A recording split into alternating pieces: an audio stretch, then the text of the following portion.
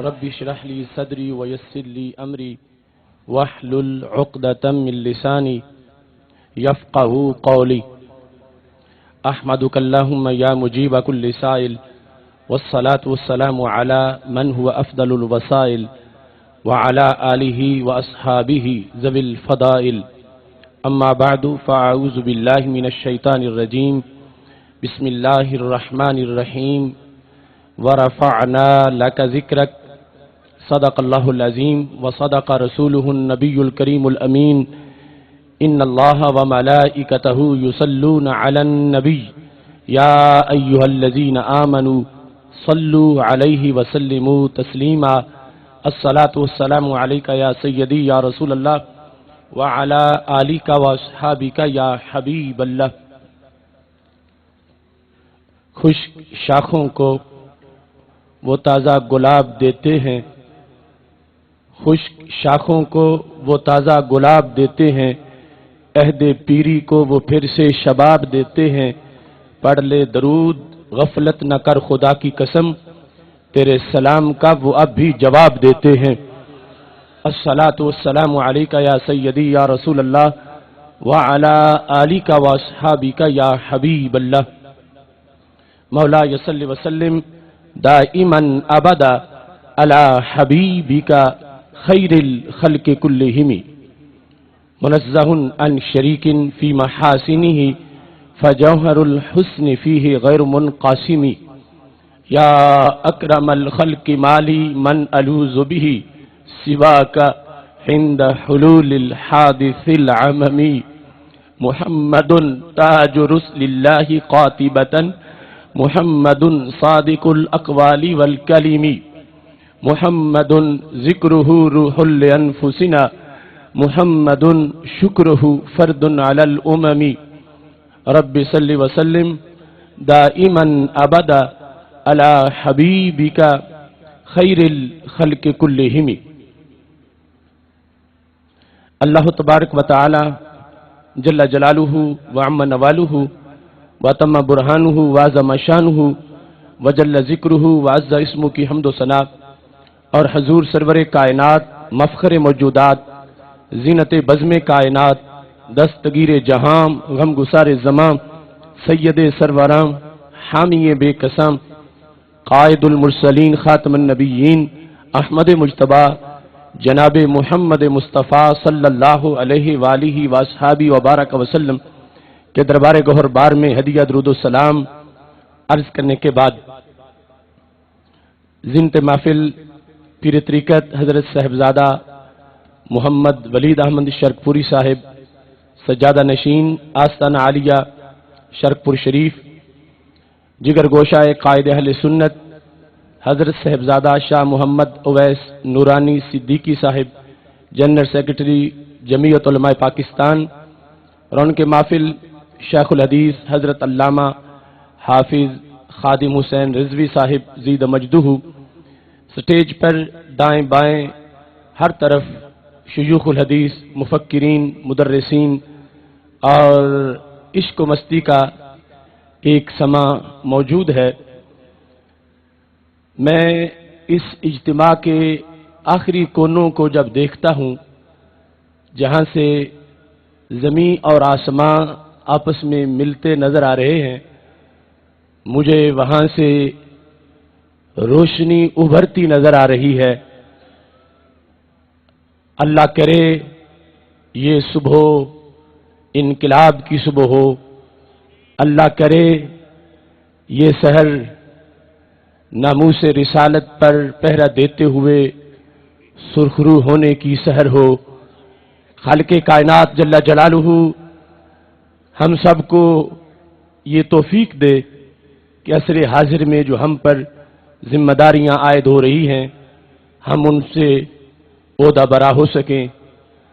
آج مجھ حقیر پر تقصیر پر جو ان اکابر نے ذمہ داری مجھے سونپی ہے اور جس فریضے کی عظیم امانت میرے سپرد کی ہے، میں اپنے آپ کو اس کا اہل نہیں سمجھتا.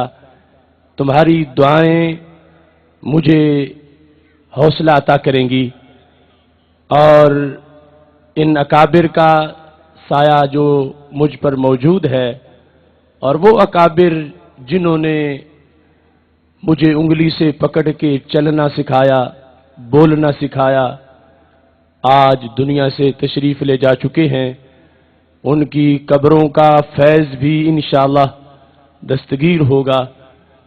میں آج کے اجتماع کو چشم تصور میں 6 ماہ پہلے ریاض الجنہ میں بیٹھ کے دیکھ رہا تھا، اور ریاض الجنہ میں بیٹھ کے میں نے جو نعت شریف آج کے منظر کی لکھی، ابھی میں وہ شعر آپ کے سامنے پیش کرتا ہوں۔ اللہ کا فضل ہے، کسی کے جلسے کا منصوبہ واشنگٹن میں بنتا ہے اور ہمارے جلسے کا پروگرام مدینہ شریف میں طے ہوا ہے۔ یہ برکت نہیں تو اور کیا ہے؟ لوگ کروڑوں روپیہ خرچ کریں، ایک ایک تحصیل کو جتنے پیسے انہوں نے دیے، ہمارا مجموعی خرچہ بھی اتنا نہیں ہوا، لیکن آنکھیں ہیں تو کھول کے دیکھو کس کا پلہ بھاری ہے۔ وہ سیاست اور ریاست اور ان اغلوطوں کے اندر انہوں نے جو اجتماع کر کے پاکستانی قوم کی آنکھوں میں دھول جھونکنے کی کوشش کی، رب کعبہ کی قسم، یہ اجتماع کے ایک طرف سے دیکھنا شروع کریں اور دوسری طرف تک نگاہ پہنچے تو پتہ چلے گا کہ عاشقان رسول صلی اللہ علیہ وسلم کا ایک اپنا ہی رنگ ہوتا ہے۔ ریاض الجنہ میں بیٹھا تھا اور آج کی کانفرنس کی ڈیٹ فائنل ہو چکی تھی۔ میں نے یہ لکھا، کتنے جوبن پہ ہے دیکھو آج فیضان رسول صلی اللہ علیہ وسلم، کتنے جوبن پہ ہے دیکھو آج فیضان رسول، تھام کے بیٹھے ہیں سارے دل میں دامان رسول صلی اللہ علیہ وسلم۔ یہ آج جس طرح بیٹھے ہیں، اس وقت چشم تصور میں اس منظر کو رکھ کے ریاض الجنہ میں سحری کے وقت میں یہ نعت شریف لکھ رہا تھا، کتنے جوبن پہ ہے دیکھو آج فیضان رسول، تھام کے بیٹھے ہیں سارے دل سے دامان رسول، عرش کی چوٹی پہ ہے پرچم شہ لولاک کا، عرش کی چوٹی پہ ہے پرچم شہ لولاک کا، یہ مقام مصطفیٰ ہے پڑھ لو قرآن رسول صلی اللہ علیہ وسلم۔ عرش کی چوٹی پہ ہے پرچم شہ لولاک کا، یہ مقام مصطفیٰ ہے پڑھ لو قرآن رسول، بس وہی مومن ہے جس کو جان سے ہو یہ عزیز، بس وہی مومن ہے جس کو جان سے ہو یہ عزیز، وہ بخاری میں ہے دیکھو واضح فرمان رسول صلی اللہ علیہ وسلم، بس وہی مومن ہے جس کو جان سے ہو یہ عزیز، وہ بخاری میں ہے دیکھو واضح فرمان رسول، کہہ رہے ہیں جو نبی کو آج بھی اپنی مثل، کہہ رہے ہیں جو نبی کو آج بھی اپنی مثل، کر عطا ان کو خدایا پھر سے پہچانے رسول صلی اللہ علیہ وسلم، کہہ رہے ہیں جو نبی کو آج بھی اپنی مثل، کر عطا ان کو خدایا پھر سے پہچانے رسول، مغربی آنکھوں میں ہے گستاخیوں کا موتیا، مغربی آنکھوں میں ہے گستاخیوں کا موتیا، ورنہ ہر سو جلوہ گر ہے عظمت و شان رسول صلی اللہ علیہ وسلم، مغربی آنکھوں میں ہے گستاخیوں کا موتیا، مغربی آنکھوں میں ہے گستاخیوں کا موتیا، ورنہ ہر سو جلوہ گر ہے عظمت و شان رسول، بستی بستی سے چلے ہیں عاشقوں کے قافلے، بستی بستی سے چلے ہیں عاشقوں کے قافلے، کتنی الفت سے لیے ہیں دل میں ارمان رسول صلی اللہ علیہ وسلم، بستی بستی سے چلے ہیں، بستی بستی سے چلے ہیں عاشقوں کے قافلے، کتنی الفت سے لیے ہیں دل میں ارمان رسول. اگلا شعر وہ آج کے ہمارے حلف کا حصہ ہے. وار دیں گے ان کی خاطر جان بھی ہم ایک دن. سارے بولو، سارے بولو. وار دیں گے ان کی خاطر جان بھی ہم ایک دن، کر رہے ہیں عہد پکا سب غلامان رسول صلی اللہ علیہ وسلم. وار دیں گے ان کی خاطر جان بھی ہم ایک دن، وار دیں گے ان کی خاطر جان بھی ہم ایک دن، کر رہے ہیں عہد پکا سب غلامان رسول. ہے دعا آصف کی مولا جو سنے ہو جنتی، ہے دعا آصف کی مولا جو سنے ہو جنتی، بیٹھ کے جنت میں لکھی میں نے یہ شان رسول صلی اللہ علیہ وسلم. ہے دعا آصف کی مولا جو سنے ہو جنتی، بیٹھ کے جنت میں لکھی میں نے یہ شان رسول. کتنے جوبن پہ ہے دیکھو آج فیضان رسول، تھام کے بیٹھے ہیں سارے دل میں دامان رسول صلی اللہ علیہ وسلم.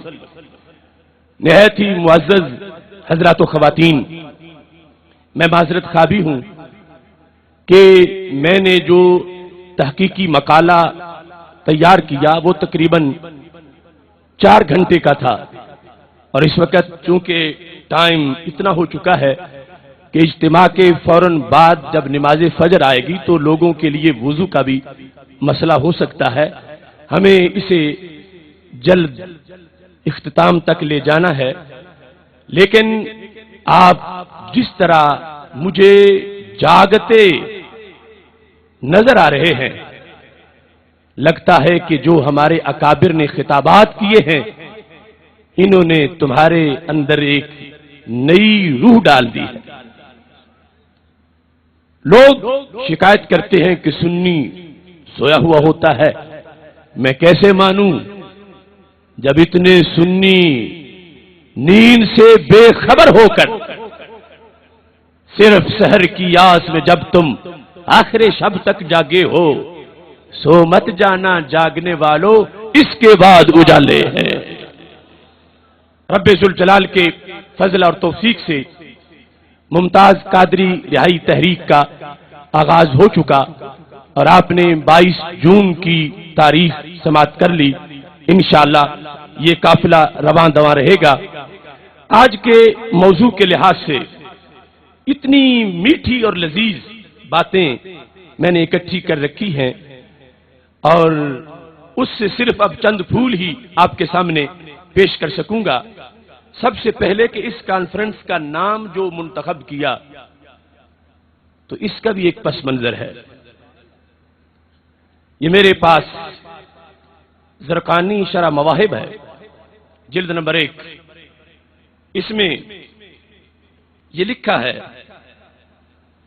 مواہب لدنیا کے اندر کہ جب ہمارے آقا سید المرسلین حضرت محمد مصطفیٰ صلی اللہ علیہ وسلم کو حضرت سیدہ حلیمہ سعدیہ رضی اللہ تعالی عنہا اپنے ہاں لے گئیں، بڑی خوش قسمتی تھی اور بڑی مسرور تھیں کہ مجھے کائنات کی سب سے بڑی دولت، سب سے بڑی سعادت مل گئی ہے. مگر ہوا کیا، کچھ واقعات کے بعد وہ ہمارے آقا صلی اللہ علیہ وسلم کو لے کر مکہ شریف واپس پہنچی اور سیدہ طیبہ طاہرہ آمینہ رضی اللہ تعالی عنہا سے کہا کہ یہ آپ کی بڑی قیمتی امانت ہے، میں واپس دینے کے لیے آ گئی ہوں.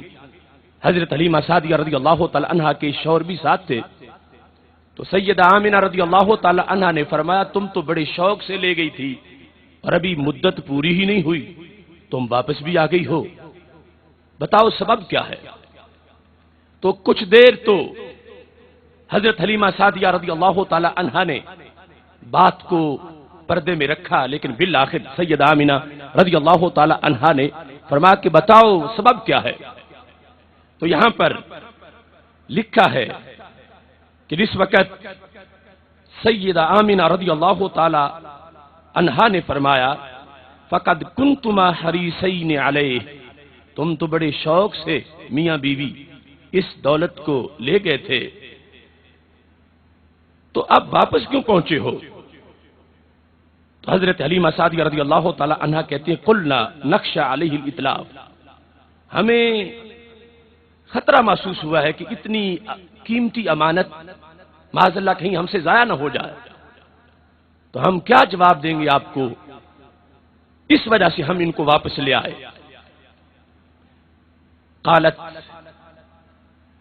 سیدہ آمنہ رضی اللہ تعالی عنہا نے کہا وما ذاک بکما فصدقانی، جو بات ہے سچی سچی بتا دو۔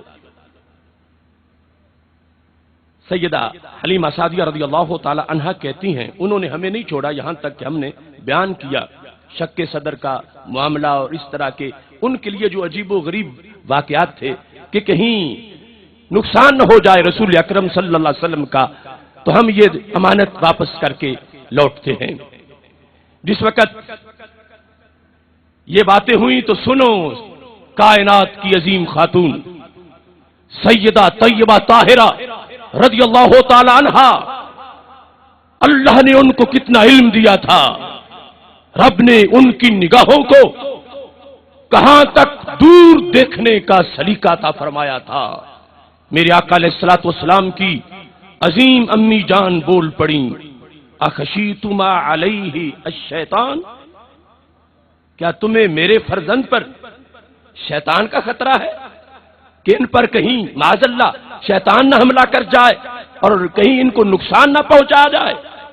کہنے لگی کلا واللہ ما للشیطان علیہ السبیل، خدا کی قسم میرے بیٹے کا شیطان کچھ بھی بگاڑ نہیں سکتا۔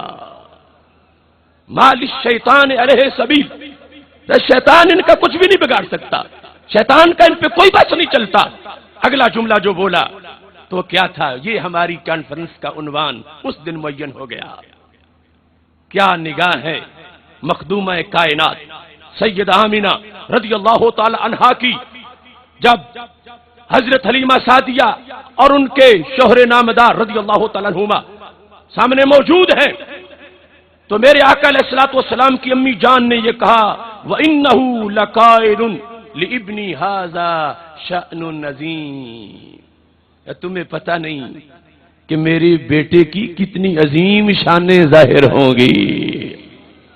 شان عظیم، حضرت سیدہ آمنہ رضی اللہ تعالی عنہا نے پہلے موقع پر پہلی مرتبہ اپنے عظیم فرزند کے لیے یہ لفظ استعمال کیا، جو لفظ میرے آقا علیہ السلام کی امی جان نے آج سے صدیوں پہلے شان رسول صلی اللہ علیہ وسلم اپنی زبان سے بولا اور فرمایا تمہیں معلوم نہیں ان کی شانوں کے کتنے آفتاب طلوع ہوں گے، ان کی عظمت کتنے کائنات کے جہانوں کو روشن کرے گی، تمہیں پتہ نہیں ہے، خدا کی قسم ان کی شانیں بہت زیادہ ظاہر ہوں گی۔ کروڑوں سلام ہو سیدہ طیبہ طاہرہ رضی اللہ تعالی عنہا، تمہارے اس انداز کو تمہاری نگاہ آج اس ریلوے اسٹیڈیم کی شان رسول کانفرنس کو بھی دیکھ رہی تھی۔ اس کے بعد آپ نے دلیل بھی پیش کر دی، جس کو زرقانی نے لکھا، کہتی افلا اخبرو کی خبرہ، حلیمہ میں کیا تمہیں نہ بتاؤں ان کی شان کیا ہے؟ رئی تو ہین حمل تو بھی خارج منی نور، ایک تو ہے ولادت کے وقت، فرمایا جب یہ میرے شکم پر نور کے اندر ان کا نور جلوہ گر ہوا تھا، اس وقت میری آنکھیں اتنی روشن ہو گئی تھیں، اس انداز میں میں نے نور دیکھا کہ میری آنکھوں کے سامنے شام کے محلات روشن ہو گئے۔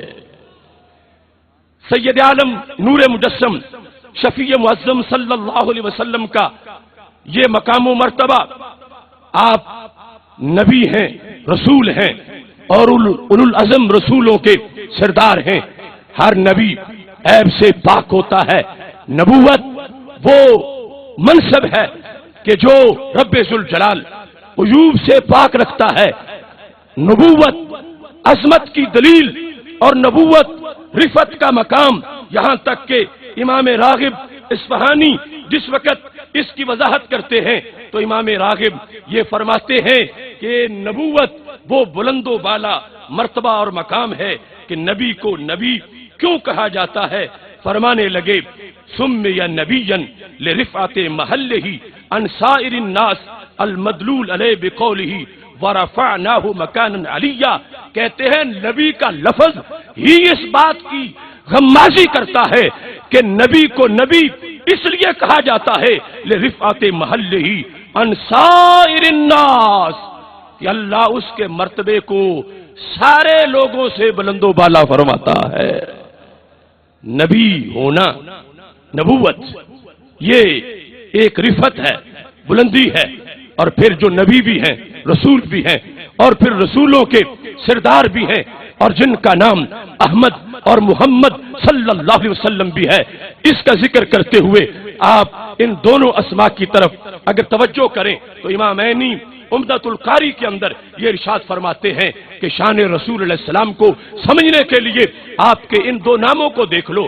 فرمانے لگے کہ یہ جو نام ہیں ہمارے آقا علیہ الصلوۃ والسلام کے، ان میں اللہ نے اس چیز کو واضح کر دیا ہے کہ خالق کائنات جل جلالہ ارشاد فرماتا ہے اذا حمدنی احد فانت احمد منہم واذا حمدت احدا فانت محمد۔ یہ فرق ہے احمد اور محمد میں کہ مراد یہ ہے، امام عینی کہتے ہیں کہ رب ذوالجلال یہ بتانا چاہتا ہے کہ جس وقت یہ لسٹ بنے کہ میری کوئی کتنی تعریف کرتا ہے، کس نے میری کتنی حمد بیان کی، تو رب ذوالجلال یہ واضح کر رہا ہے اگر حمد کرنے والوں کی لسٹ بنے فانت احمد منہم، پھر پوری کائنات میں حضرت آدم علیہ السلام سے لے کر حضرت عیسیٰ علیہ السلام تک تمام انبیاء علیہ السلام میں بھی اور باقی تمام لوگوں میں کوئی ایسا نہیں ہے کہ جس نے اتنی حمد کی ہے میری محبوب جتنی تم نے میری حمد بیان کر دی ہے۔ اور اگر یہ دیکھا جائے کہ میں نے کس کی کتنی تعریف کی تو پھر فرما اذا حمدت احدا، جب میں کسی کی تعریف کرتا ہوں اس لحاظ سے میرٹ بنے فانت محمد، تو پھر جتنی تعریف محبوب میں نے تمہاری کی ہے اتنی تعریف کائنات میں میں نے کسی کی نہیں کی۔ ان اللہ وملائکتہ یصلون علی النبی، امام ابو العالیہ کہتے ہیں کہ صلاۃ اللہ کی کیا ہے، ثناؤہ عند الملائکۃ، ہمیشہ سے ہمیشہ تک ہر گھڑی ہر ساتھ میں رب ذوالجلال اپنے فرشتوں کو اکٹھا کر کے ان کے سامنے محبوب کی ثنا کرتا رہتا ہے۔ ہماری شان رسول صلی اللہ علیہ وسلم کانفرنسوں کے وہ محتاج نہیں، اللہ نے ان کو ویسے ہی اتنا اونچا مرتبہ عطا فرمایا ہے چونکہ وہ رب کی دلیل ہے۔ اس بنیاد پر لا الہ الا اللہ سے بڑا کوئی دعویٰ نہیں ہے اور محمد الرسول اللہ صلی اللہ علیہ وسلم سے بڑی کوئی دلیل نہیں ہے۔ یہ ہے اس پورے دین کی روح، یہ ہے اسلام کی چوٹی، اور یہ ہے کائنات میں اسلام کی عظمت کی دلیل۔ اس دین کی پہچان لا الہ الا اللہ سے نہیں، اس دین کی پہچان محمد الرسول اللہ صلی اللہ علیہ وسلم سے ہے۔ اور جتنا بڑا دلیل کا سٹیٹس ہوتا ہے اتنا بڑا ہی دعوے کا کمال ہوتا ہے۔ کیا شان ہے میرے آقا علیہ الصلوۃ والسلام کی کہ جن کی زندگی کا ہر سال، ہر مہینہ، ہر ہفتہ، ہر دن، ہر گھنٹہ، ہر منٹ، ہر سیکنڈ اتنا عظیم ہے کہ اللہ فرماتا لعمرک، محبوب تمہاری عمر کی قسم، عمر میں نبوت سے پہلے کے سال، اعلان نبوت سے پہلے کے سال، اعلان نبوت کے بعد کے سال، ہر گھڑی کو رب ذوالجلال اتنا عظیم بتا رہا ہے کہ کوئی گھڑی بھی ایسی نہیں ہے جس گھڑی کو معاذ اللہ کوئی آلودہ بتا سکے۔ رب ذوالجلال نے قسم اٹھا کے یہ واضح کر دیا، جتنی بڑی ذات قسم اٹھانے والے کی ہے اس کی قسم سے یہ پتا چلا کہ ہمارے آقا علیہ الصلوۃ والسلام کی زندگی کا ہر لمحہ ہر قسم کے عیوب سے پاک اور منزہ ہے۔ آج ویسٹ کے گماشتے، مغرب کی گستاخانہ سوچ اور ان کے الہادی طبقے کے ان کے اتحادی، ان سب کی ایک مشترکہ سوچ ہے جو اس وقت پہلے ابو جال کی تھی، پھر وہ لوگ جو اپنی کتابوں کے اندر مختلف गुस्ताखियों के अल्फाज लिखते रहे। और आज का ओबामा, ये सारे मिलकर माज़अल्लाह रसूल अकरम नूर मुजस्सम शफीए मुअज़्ज़म सल्लल्लाहु अलैहि वसल्लम को एक आम सा इंसान बना के पेश करना चाहते हैं। लेकिन खालिक़े कायनात जल्ला जलालहू का कितना फजल है कि अल्लाह ने कुरान मजीद में कसम उठा के मेरे महबूब अलैहिस्सलाम की जिंदगी की हर घड़ी की ये बता दिया कि लोगों, मैंने इनकी जिंदगी की हर लम्हे को कितनी अजमतें अता फरमा रखी है। कुरान में रब्बे जुल जलाल कहीं आपको बुरहान कहता है, कहीं शाहिद कहता है। कुरान मजीद बुरहान रशीद में रब्बे जुल जलाल ने आपकी जात को तौहीद की सबसे बड़ी दलील करार दिया है। या अय्युहन नबिय्यु इन्ना अरसलनाका शाहिदा, ऐ नबी हमने तुझे गवाह बनाया है। इमाम सुल्लमी कहते हैं गवाह का लफ्ज जिस वक्त बोला जाए हाजिर और नाजिर के माने से जो एलर्जिक हो वो गवाह कहे, तो इमाम सुल्लमी ने कहा फिर भी वाह वाह जरूर करनी पड़ेगी। शाहिद का लफ्ज बज़ाहिर आम सा लफ्ज है, मकाम क्या है जहां बड़ी बड़ी शानें बयान हो रही हैं, तो मेरे आका अलैहिस्सलातु वस्सलाम को रब फरमा रहा हमने तुझे इतना ऊंचा मर्तबा मकाम दिया कि तुझे शाहिद बनाया। तो जब माना देखें शाहिद का, तो मैं आपका गवाह, आप मेरे गवाह, कोई ऐसा है ही नहीं दुनिया में कि जो आया हो और गवाह ना हो, तो फिर खुसूसियत कैसे जाहिर होगी। तो इमाम सुल्लमी कहते हैं देखो गवाही का ताल्लुक किससे है, गवाही का दायरा कितना वसी है, गवाह किसका, गवाह किसके बारे में, मैं आपका गवाह, आप मेरे गवाह, हम मोहल्ले के गवाह, हम शहर के गवाह, लेकिन मेरे महबूब अलैहिस्सलाम की जात की गवाही क्या है, ऐ शाहिदल लना, महबूब हमने तुझे अपना गवाह बनाया है। जो मेरे पास आना चाहता है वो आपके पास जाए, जो मुझे पाना चाहता है वो आपके पास जाए। जिसने मेरा इल्म देखना हो वो आपका इल्म देखे, जिसने मेरी कुदरत देखनी हो वो आपकी कुदरत देखे, जिसने मेरा जलाल देखना हो वो आपका जलाल देखे, जिसने मेरा जमाल देखना हो वो आपका जमाल देखे। महबूब हमने तुझे अपनी जात का भी गवाह बनाया है, सिफात का भी गवाह बनाया है। इस बुनियाद पर शान रसूल अलैहि सलाम जब बयान होती है तो यही अकीदा तौहीद है। अल्लाह की तौहीद से बड़ा कोई दावा नहीं, मेरे नबी अलैहिस्सलाम की जात से बड़ी कोई दलील नहीं। और जिस वक्त दलील ऐब से पाक होती है तो फिर दावा बिल्कुल वाज़े और बिल्कुल वो साबित हो जाता है। अहले सुन्नत व जमात गली गली नामूसे रिसालत का झंडा बुलंद करके अकीदा तौहीद को वाज़े कर रहे हैं, अकीदा रिसालत को वाज़े कर रहे हैं। और खालिक़े कायनात जल्ला जलालहू आपको अपनी जात का गवाह बनाकर ये वाज़े कर रहा है, लोगों जितना इल्म इनको है इतना और किसी को मेरी जात का इल्म नहीं है। जिस कदर इनको मैंने अपने दरबार का वसीला बनाया है इतना और किसी को नहीं बनाया। जिसने मेरे पास आना है वो इनके पास जाए। और फिर जब जात मेरे महबूब अलैहिस्सलाम की उनको खुद अल्लाह लोगों को मुतवज्जिह कर रहा है तो फिर मानना पड़ेगा उनकी हकीकत इतनी अजीम है कि देखने पे आए तो अर्श पे चले जाएं और बांटने पे आए तो फर्श पे बैठ जाएं। रब्बे जुल जलाल ने इस अंदाज में आपकी जात को हर जिहत में करोड़ हा अजमतें अता फरमाई हैं।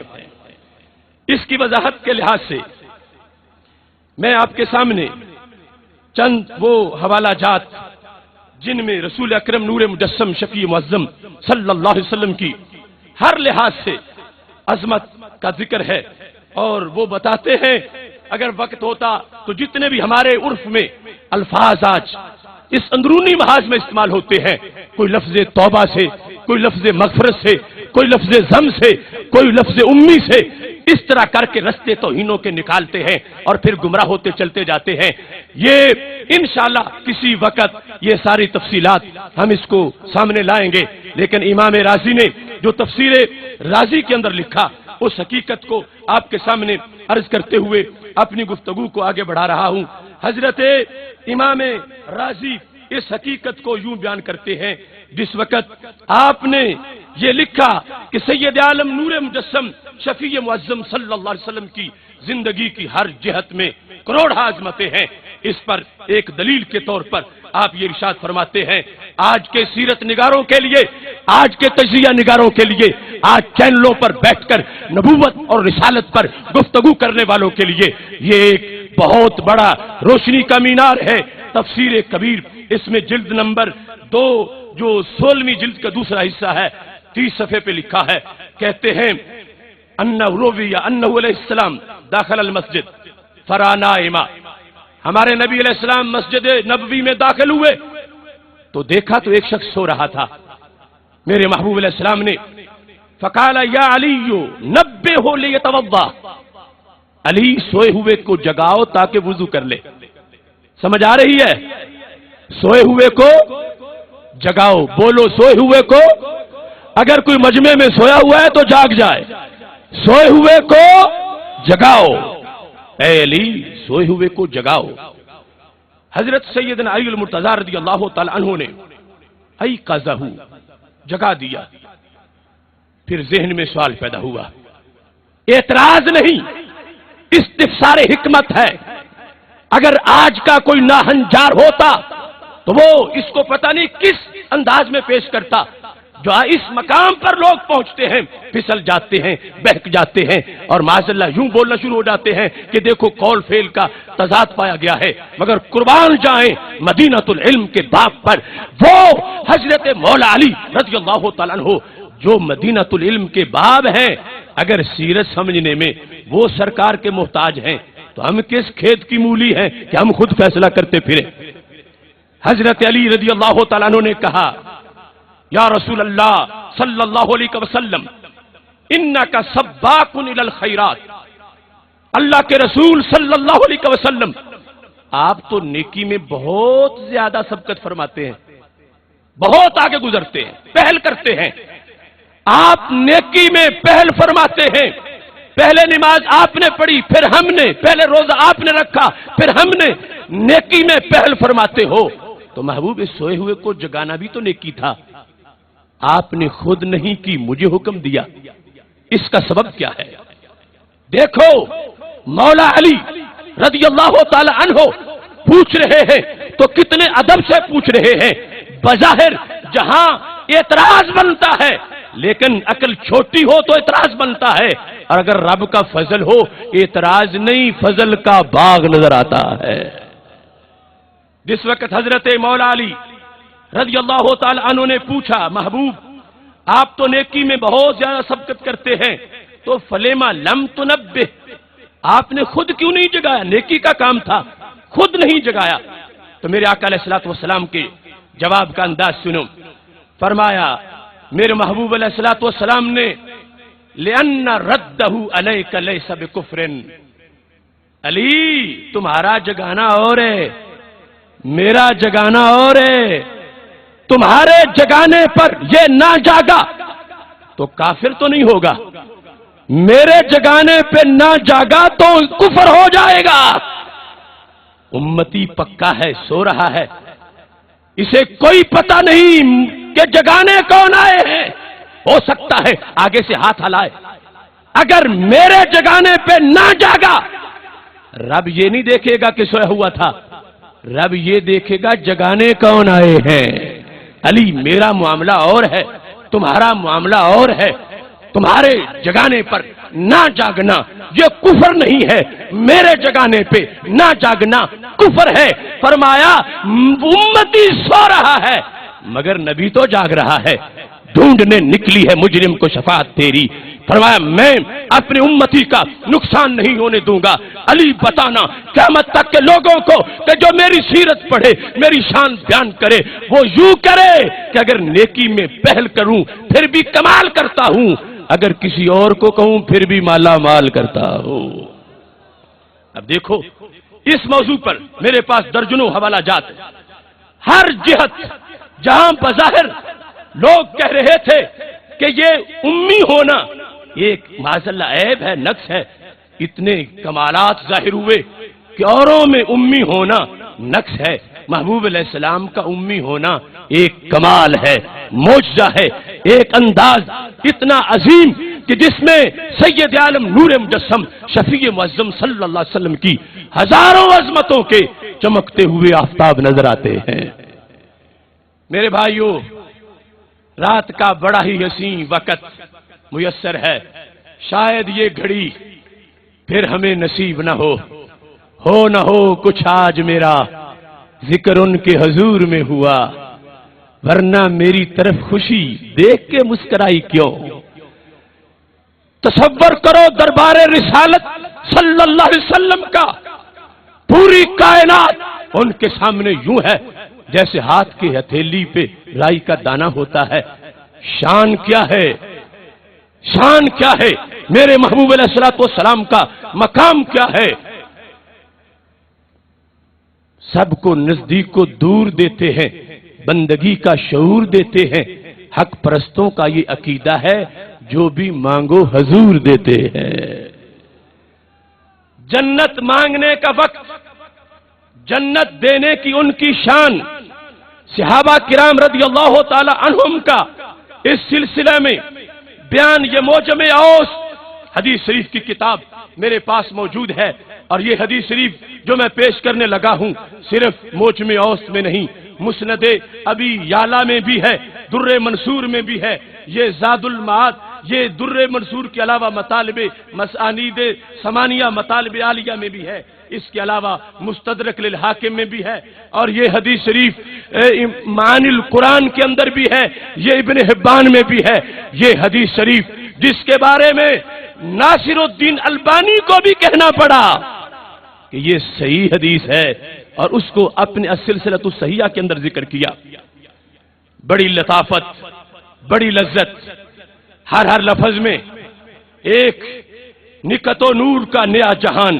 راوی ہے حضرت علی المرتضی رضی اللہ تعالیٰ عنہ، کہتے ہیں کان النبی صلی اللہ علیہ وسلم اذا سئل شیئا فاراد ان یفعلہ قال نعم، کہ ہمارے آقا علیہ السلام سے جب کسی چیز کا سوال کیا جاتا تھا، اگر سرکار کا ارادہ یہ ہوتا تھا کہ آپ اسے دیں گے تو سرکار کیا فرماتے تھے؟ نام۔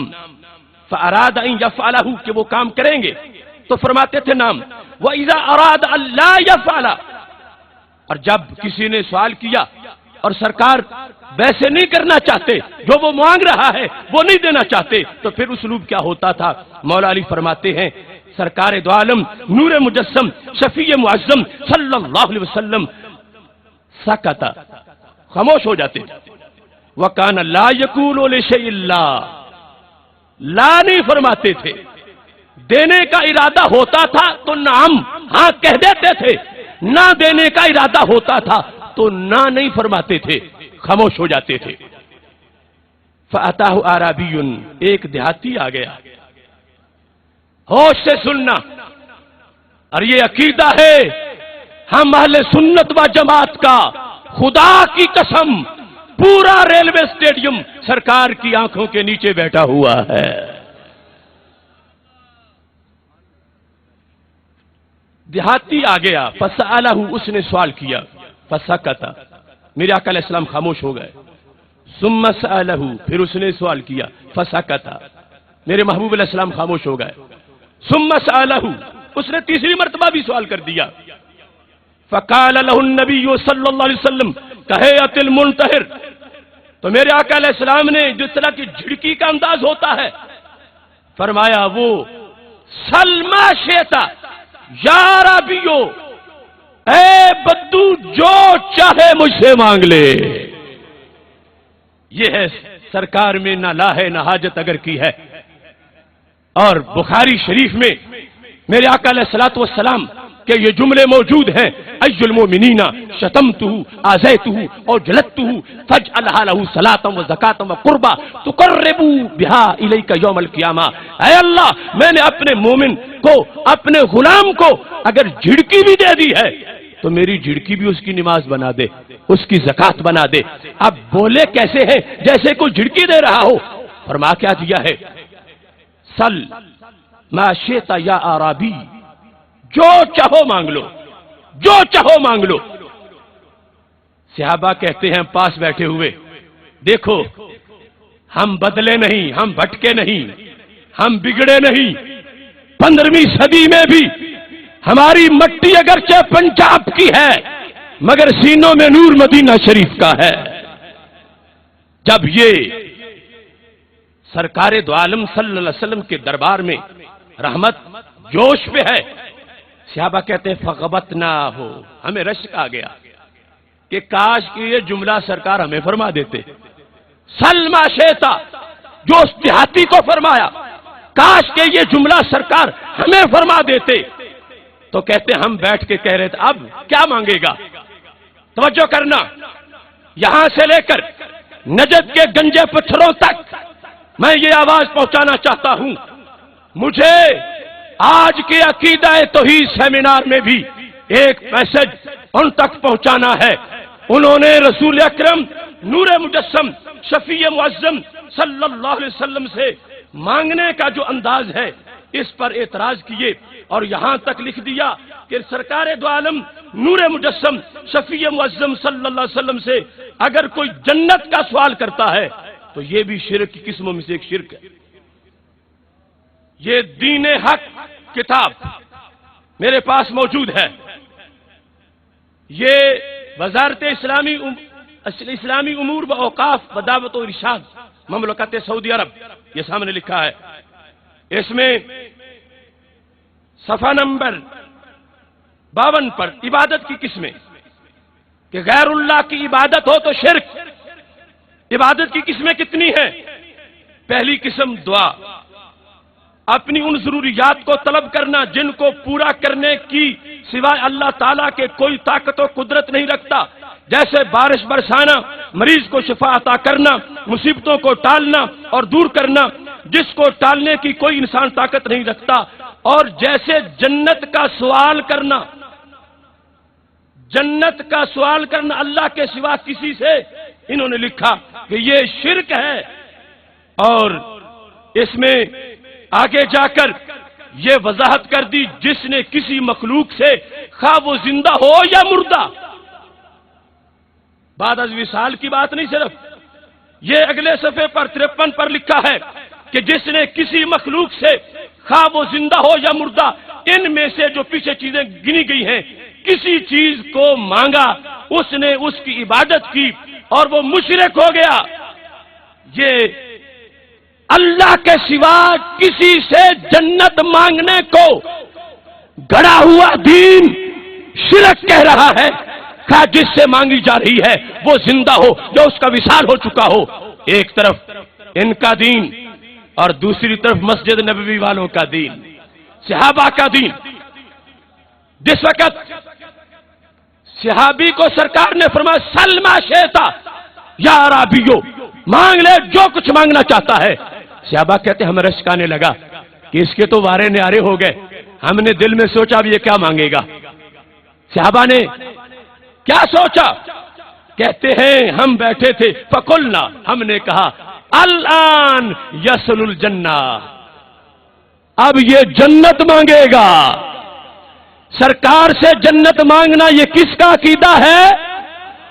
سارے بولو جنت ملنے والی ہے سحری کا وقت۔ میرے آقا علیہ السلام سے جنت مانگنا کس کا عقیدہ ہے؟ کس کا عقیدہ ہے؟ کس کا عقیدہ ہے؟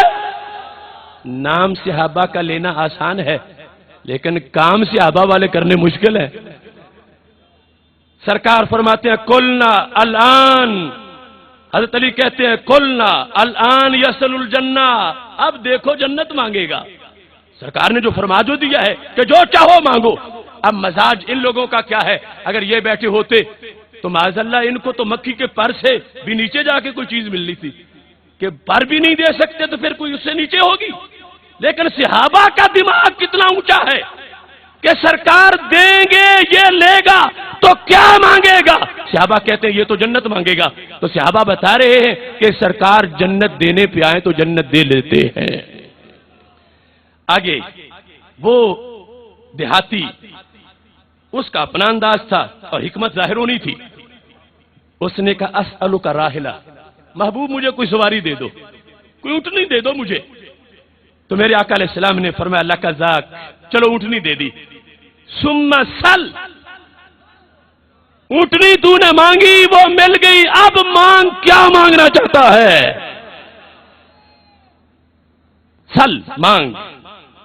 صحابہ کہتے ہیں نبی اکرم نور مجسم شفیع معظم صلی اللہ علیہ وسلم نے جب فرمایا اور مانگ، کہتا اسألک زادا، مجھے زاد راہ بھی دے دو، اونٹنی دی ہے تو زاد راہ بھی دے دو۔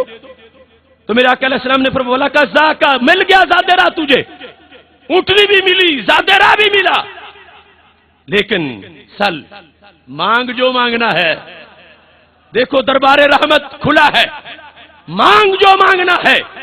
تو میرے آقا علیہ السلام نے جس وقت یہ ارشاد فرمایا تو صحابہ کہتے ہیں رسول اکرم نور مجسم شفیع معظم صلی اللہ علیہ وسلم فرما رہے تھے فتعجبنا من ذالک، ہم نے بڑا تعجب کیا کہ سرکار اتنا دینے پہ آئے ہوئے ہیں، پھر کہتے مانگ۔ تو ہمارے آقا علیہ السلام بول پڑے، فرمایا کم بین مسلۃ الاعرابی و جوز بنی اسرائیل، بدو کاش کہ تو بنی اسرائیل کی بوڑھی خاتون سے سبق پڑھاتا، تجھے مانگنے کا ڈھنگ ہی نہیں کہ مانگنا ہو تو کیا مانگتا۔ کاش کے فرق، کتنا فرق ہے بنی اسرائیل کی بوڑھی خاتون اور اس بدو کے سوال میں، کتنا فرق ہے۔ جب میرے آقا علیہ السلام نے یہ ایک جھلک دکھائی، صحابہ تڑپ اٹھے، کہنے لگے یا رسول اللہ صلی اللہ علیہ وسلم، اب ہمیں ارشاد فرمائیے یہ بنی اسرائیل کی بوڑھی کا کیا عقیدہ تھا، اس کا مسئلہ کیا ہے، یہ ارشاد فرما دیجئے۔ سید عالم نور مجسم شفیع معظم صلی اللہ علیہ وسلم اب ارشاد فرما رہے ہیں، اور یہاں پر میں نے اس واسطے یہ سلسلۃ الاحادیث الصحیحہ کا حوالہ پہلے ذکر کر دیا کہ اس کے صفحہ نمبر 624 پر اس حدیث کی پوری بحث موجود ہے، اور حدیث نمبر 313 ہے جس میں ناصر الدین البانی جس نے ٹھیکہ لیا ہوا ہے اہل سنت کے عقائد و نظریات والی حدیث کو ضعیف قرار دینے کا جعلی طور پر، وہ بھی یہاں بھاگ نہ سکا، اس نے صحیح حدیثوں کے اندر اس حدیث کو شامل کر کے جو کچھ حدیث سے ثابت ہو رہا ہے بتا دیا کہ اس میں اللہ نے کتنی صداقتیں عطا فرما رکھی ہیں۔ میرے آقا علیہ السلام نے فرمایا سنو بنی اسرائیل کی بوڑھی کیا مانگتی تھی، ان موسیٰ لما امر ان یقطع البحر فانتہا الیہ، حضرت موسیٰ علیہ السلام کو جب حکم ہوا کہ چلو رات کے وقت قوم کو لے کر، جب وہ آگے بڑھے تو سواریوں نے منہ پیچھے کر لیے، آگے سے ڈرنے لگے، ساری سواریاں پیچھے آ گئیں۔ فقال موسیٰ مالی یا رب، اے اللہ یہ کیا ہے، معاملہ کیا ہے کہ یہ ساری سواریاں دوڑ کے پیچھے آ رہی ہیں، میں آگے جانا چاہتا ہوں اور یہ سواریاں پیچھے آ رہی ہیں۔ اس مقام پر جو متعدد کتب ہیں ان کے اندر متعدد الفاظ اس حدیث شریف کے موجود ہیں، مستدرک للحاکم کے اندر اس کی تفصیل اس انداز میں ہے کہ جس وقت رستہ گم ہو گیا بنی اسرائیل سے، فقال له علماء بنی اسرائیل، تو حضرت موسیٰ علیہ السلام سے علماء کہنے لگے نحن نحدثک ان یوسف اخذ علینا مواثیق، ہم تجھے بتاتے ہیں کہ حضرت یوسف علیہ السلام نے یہ ہم سے عہد لیا تھا کہ جب تم مصر سے جاؤ گے تو تم نے یہ کام ضرور کرنا ہے کہ اس انداز میں حتی ننقل عظامہ معنا، کہ تم تب جا سکو گے جب میری قبر کھود کے مجھے ساتھ لے جاؤ گے، تو ویسے نہیں سواری چلے گی، مشکل تب ٹلے گی جب حضرت یوسف علیہ السلام کی قبر پہ جاؤ گے، ان کا پتہ چلے گا، رستے روشن ہو جائیں گے۔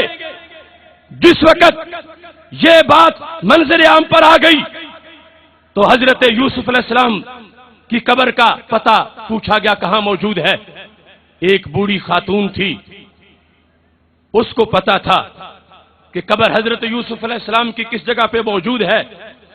اس بوڑھی کے پاس جب حضرت موسیٰ علیہ السلام پہنچے تو آپ نے اس سے کہا بتاؤ حضرت یوسف علیہ السلام کی قبر کہاں ہے، حل تعلمین این قبر یوسف علیہ السلام، قالت نام، جانتی ہو کہاں قبر ہے؟ اللہ کے ایک نبی دوسرے نبی کی قبر کا رستہ پوچھ رہے ہیں۔ خاتون نے کہا جانتی ہوں، قال دلینی علیہ، پھر بتا دو کہاں ہے۔ قالت لا واللہ حتی توتینی ما اسألک، جب تک میری شرط پوری نہیں ہوگی اس وقت تک میں حضرت یوسف علیہ السلام کی قبر کا رستہ نہیں بتاؤں گی۔ توجہ سے سننا، شرط کیا تھی؟ قال ذاک لک، شرط بتاؤ تو کیا ہے، میں پوری کروں گا۔ کہنے لگی انی اسألک ان اکون معک فی الدرجۃ التی تکون فیہا فی الجنہ۔ بوڑھی نے کہا قبر کا پتہ بتانے کا ریٹ کچھ کم نہیں ہے، میں قبر کا ایڈریس تب بتاؤں گی جب جنت میری پکی کر دو گے، جنت کی ٹکٹ مجھے ملے گی تو پھر میں قبر کا پتہ بتاتی ہوں، ورنہ میں قبر کا پتہ نہیں بتاتی۔ تو حضرت موسیٰ علیہ السلام نے جواب میں کہا نہیں، یہ تم زیادہ مانگ رہی ہو، صرف جنت ہوتی تو اور بات تھی، یہ کہہ دیا سلیل جنتا، جنت مانگ لے، مگر یہ تم میرے ساتھ جنت کا کہہ رہی ہے، یہ تو بڑی دور کی بات ہے، صرف جنت مانگ لے۔ یہاں سے بھی پتا چلا کہ موسیٰ علیہ السلام کو جنت دینے کا اختیار تھا کہ جنت مانگیے، ساتھ میرے سنگت جو مانگتی ہے نبیوں کے درجے میں، یہ نہ مانگ، صرف جنت مانگ لے۔ آپس میں بات ہوتی رہی۔ فاؤ اللہ تبارک و تعالی علیہ، اللہ نے وحی کی حضرت موسیٰ علیہ السلام کو ان آتہا ذالکا، موسیٰ شرط مان جاؤ، جنت بھی دے دو، جنت میں اپنی سنگت بھی دے دو، تو کیا ہوگا؟ فَإِنَّهُ لَا يُنْكِسُكَ شَيْئًا، تمہارے خزانوں میں کیا کمی آئے گی؟ دیکھو نبی کا خزانہ، دیکھو نبی کا خزانہ، لا يُنْكِسُكَ شَيْئًا، جنت دے دو، اپنے ساتھ دے دو، اس میں کوئی کمی نہیں آئے گی۔ فَآتَاهَا، حضرت موسیٰ علیہ السلام نے قبر کے پتے کے لیے جنت کی قیمت دے دی۔ حضرت یوسف علیہ السلام کی قبر کے پتے کے لیے حضرت موسیٰ علیہ السلام نے وہ قیمت دے دی جنت کی، اور جس وقت ان کا جسد اطہر نکلا تو ہر طرف روشنی پھیل گئی، رستہ مل گیا۔ یہ حدیث بیان کر کے میرے نبی علیہ السلام فرمانے لگے یہ اعرابی کتنا سادہ ہے، اس کو پتہ ہی نہیں ہے کہ بنی اسرائیل کی بوڑھی کیا مانگتی تھی، یہ کبھی سواری مانگتا ہے، یہ کبھی زیادہ راہ مانگتا ہے، میں جب کہہ رہا ہوں سل مانگ لے جو مانگنا ہے، تو پھر اسے سب سے پہلے میری دہلیز پہ جنت کا سوال کرنا چاہیے تھا۔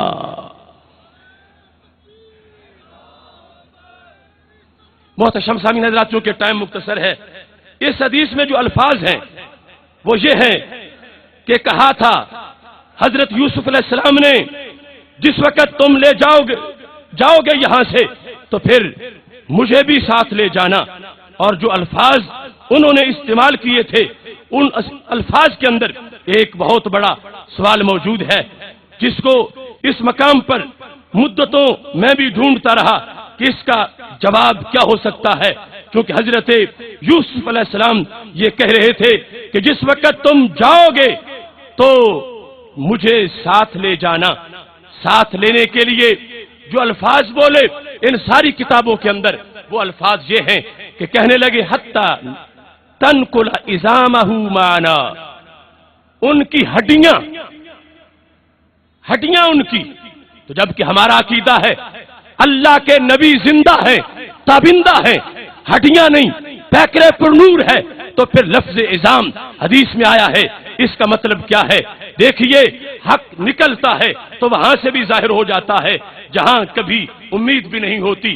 البانی نے اس حدیث کو لکھا اور لکھنے کے بعد کہتا کن تو اس تشکل تو قدیمن، مجھے کئی سالوں سے اشکال تھا اس حدیث کے بارے میں کہ حدیث صحیح ہے اور آگے عظام یوسف علیہ السلام کی ہڈیوں کا ذکر ہے، اور لأنه يتعارض بظاہری مال حدیث صحیح، یہ حدیث صحیح سے ٹکرا رہی ہے۔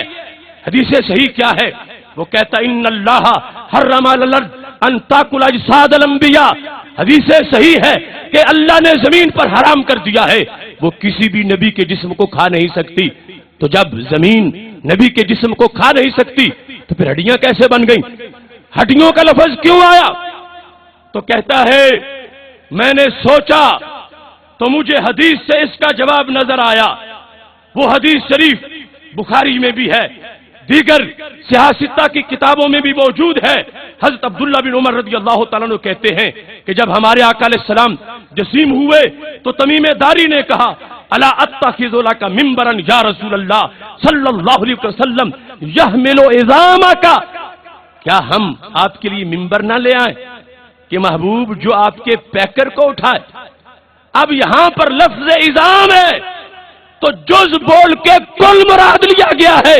البانی نے واضح طور پر لکھا کہ حضرت یوسف علیہ السلام کی ہڈیاں مراد نہیں ہے، حضرت یوسف علیہ السلام کا پیکرے پرنور مراد ہے. اور اس پیکرے پرنور کے لحاظ سے اس حدیث کو لکھ کر واضح کیا تو جو بھی مانگو حضور دیتے ہیں. یہ سید عالم نور مجسم شفیع معظم صلی اللہ علیہ وسلم کا احسان ہے کہ منگتا کہیں ہاتھ پھیلاتا ہے، سرکار کا کرم ہاتھ پھیلانے سے پہلے پہنچ جاتا ہے.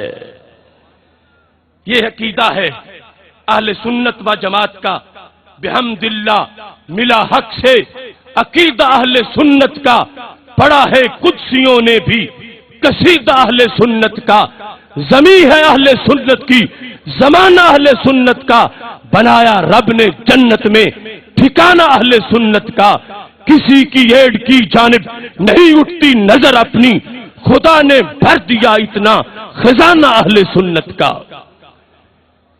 اہل سنت و جماعت جو ہمارا عقیدہ ہے اس کے لحاظ سے اس چیز کو ذہن میں رکھیے. اہل سنت ایک شجرہ طیبہ ہے، ہر درخت کا بیج بھی ہوتا ہے، تنا بھی ہوتا ہے، اس کی شاخیں بھی ہوتی ہے، اس کا پھل بھی ہوتا ہے. آج جو لوگ اپنے آپ کو اہل سنت کہلوانا چاہتے ہیں، ہم پوچھتے ہیں چیک کراؤ تمہارا بیج کہاں سے آیا، تمہارا پھول کیسے بنا، تجھ پہ پھل کون سا پکا. ہمارا اہل سنت کا مکی مدنی بیج ہے. پھل کیسا ہے؟ میں ان کیکروں کو دعوت دیتا ہوں، دکھاؤ اپنے درخت پہ کہیں داتا صاحب جیسا کوئی پھل پکا ہو، کہیں بابا فرید جیسا کوئی پھل پکا ہو، کہیں حضرت سلطان باہو جیسا کوئی پھل پکا ہو.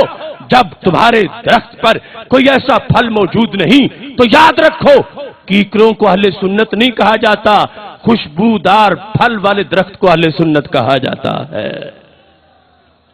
اس لیے اہل سنت و جماعت وہ مقدس عقیدہ ہے، وہ روشن سلسلہ ہے جس کی ایک جانب دربار رسالت سے ملی ہوئی ہے اور دوسری جانب حضرت امام احمد رضا بریلوی سے ملی ہوئی ہے. ہر دور میں ہر صدی کے اندر ہم اپنے امام گنوا سکتے ہیں. ہر دور میں ہمارے امام مؤذن موجود تھے. میں پوچھتا ہوں بتاؤ تو صحیح، جب رائے راجو کے سر پہ داتا صاحب نے جوتے مارے تھے تمہارا اس وقت مؤذن کون تھا؟ اس وقت تمہارا توحید کا اذان دینے والا کون تھا؟ جس وقت مجدد الفسانی ٹکرائے تھے اکبر کی نام نہاد روشن خیالی سے، تمہارا اس وقت مؤذن کون تھا؟ اس واسطے میں تو بربلا کہتا ہوں، کس نے کفر کے تالے توڑے، کس نے دل چمکائے تھے، کس نے گھر میں سورج پالے، کس نے چاند اگائے تھے، کس نے رات کو تارے بانٹے، کس نے گل برسائے تھے، تخم مدینہ بو کے کس نے ہند کے بھاگ جگائے تھے. جس نے ہند کے بھاگ جگائے یاد رہے وہ سنی تھا، جس نے غاصب مار بگھائے یاد رہے وہ سنی تھا، جس نے علم کے دیپ جلائے یاد رہے وہ سنی تھا، جس نے کفر کے عشق کے جام پلائے، جس نے عشق کے جام پلائے یاد رہے وہ سنی تھا، جس نے کفر کے تالے توڑے یاد رہے وہ سنی تھا، جس نے رب سے رشتے جوڑے یاد رہے وہ سنی تھا. آج خوارج اپنے آپ کو سنی قرار دے رہے ہیں. صرف ایک حوالہ پیش کر رہا ہوں، الکامل کے اندر ابن الاسیر جزری نے اس کو سند سے روایت کیا، جلد نمبر 3 ہے. حضرت شہید کربلا سیدنا امام حسین رضی اللہ تعالیٰ عنہ کربلا میں کھڑے ہو کر اہل سنت کی تعریف کر رہے تھے۔ سنی کون ہوتا ہے؟ آج جن کے سینے بغض حسین سے بھرے ہوئے ہیں، وہ اپنے آپ کو اہل سنت کہلوانے لگے۔ حضرت امام حسین رضی اللہ تعالی عنہ کھڑے تھے کربلا کے میدان میں، پوچھا اولم یبلغکم قول مستفید، اے لوگو کیا وہ تمہیں مشہور حدیث نہیں پہنچی؟ پوچھا گیا کون سی حدیث؟ کا قال رسول اللہ صلی اللہ علیہ وسلم لی والے اخی، میرے لیے اور میرے بھائی حسن رضی اللہ تعالیٰ عنہ کے لیے سرکار نے ایک جملہ بولا تھا، اے کوفہ والو کیا تمہیں وہ حدیث یاد نہیں ہے؟ پوچھا کون سا جملہ، کون سی حدیث؟ تو حضرت امام حسین نے کہا میرے لیے اور میرے بھائی امام حسن رضی اللہ تعالیٰ عنہ کے لیے سید المرسلین حضرت محمد مصطفیٰ صلی اللہ علیہ وسلم نے یہ ارشاد فرمایا تھا، انتما سیدہ شباب اہل الجنہ وقرۃ عین اہل السنہ، اے حسن حسین تم جنتی جوانوں کے سردار بھی ہو اور سنیوں کی آنکھ کی ٹھنڈک بھی ہو۔ یہ ہے سنی کی تعریف سند کے ساتھ۔ جس کا دل بغض اہل بیت سے بھرا ہو وہ سنی نہیں ہو سکتا۔ سنی ہونے کے لیے یہ شرط حدیث شریف میں واضح لکھ دی گئی۔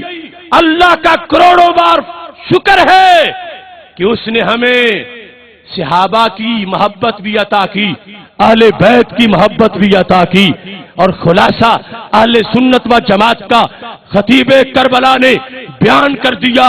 اس لیے میرے بھائیوں کہیں گھبرانے کی ضرورت نہیں۔ وہ لوگ گندے اتنے ہیں کہ کسی ستری سی چادر کی تلاش میں ہیں کہ جس پر کوئی داغ نہ ہو، اور وہ یہ چادر کھینچنا چاہتے ہیں۔